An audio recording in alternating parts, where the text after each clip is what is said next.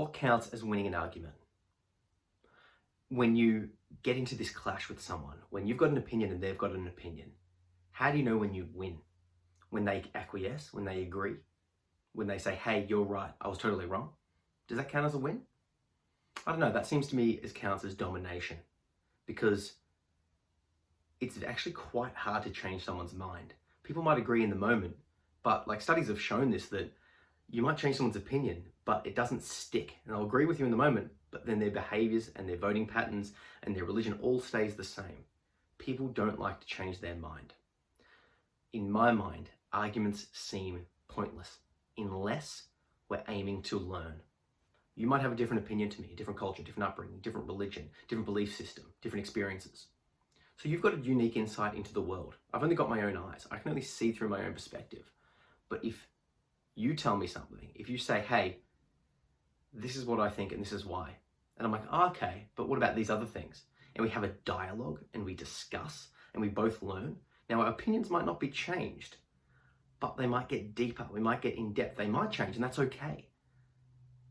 But how do we win the argument?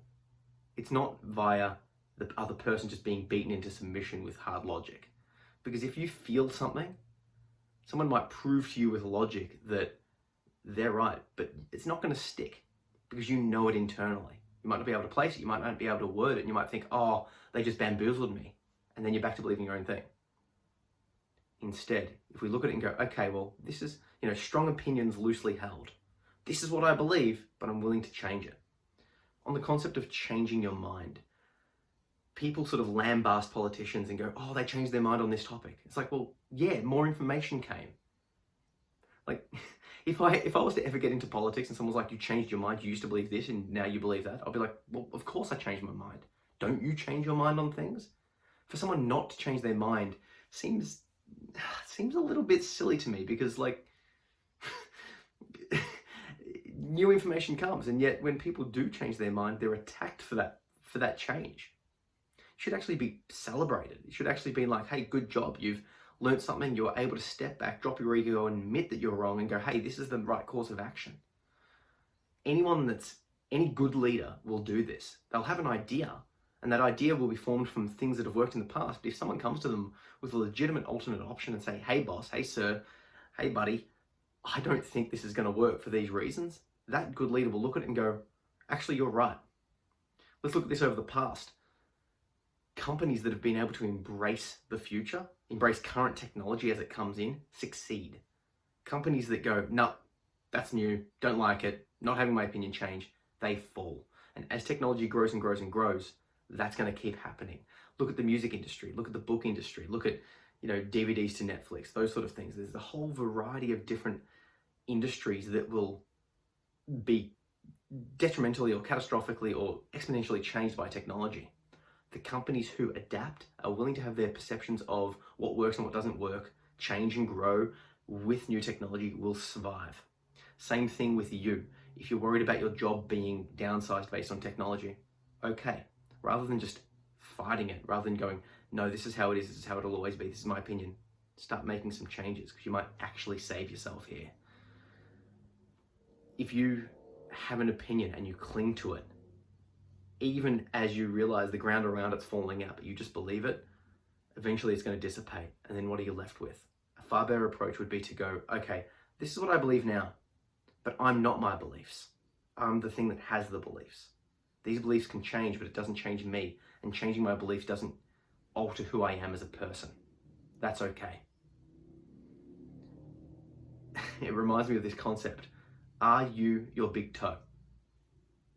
Or are you the thing that has the big toe, right? So if I look down, I'm like, okay, I've got a big toe. Therefore, I'm not my big toe. It's a part of me.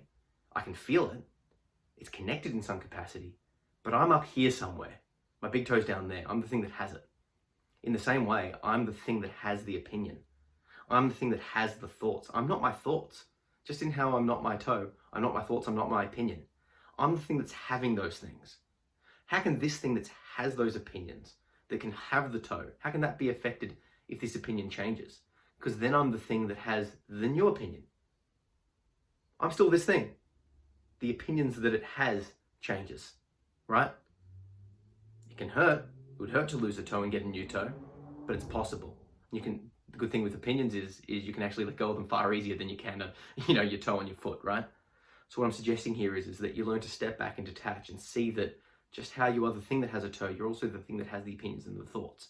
And it's okay to change those opinions. In fact, it's imperative for your survival and you to thrive if you can acknowledge and change. So if you're ever in an argument with someone and you find yourself getting defensive, in that moment, take a step back, like literally step back if you can, figuratively, whatever, and look at the situation and go, okay, I'm arguing with this person. Do I really believe this fully, 100%, knowing that I am right? Or could they be trying to tell me something? And, some arguments are just toxic and it becomes this clash. Just leave. You don't need to have it. You're not going to convince them. They're not going to convince you. Why are you wasting your time? It's just to make yourself feel good that you've yelled and told off someone. Seems like a waste of time to me. If you're in that argument and you realize that, and you're like, oh, actually, I could learn something from this person. Perfect. Drop your ego, listen, and ask. Don't ask in an accusational way. It's just like, hey, I don't know everything on this topic. Enlighten me. Help me. And ask it sincerely, because that person will teach you something. They say that, you can learn something from everyone. And having a 3-year-old son, I'm learning stuff from him right now. He's showing me stuff. I could easily go, oh, I'm the father, I'm old, I'm this, I'm that. You're just a kid. Or I could go, okay, I know a lot about this stuff.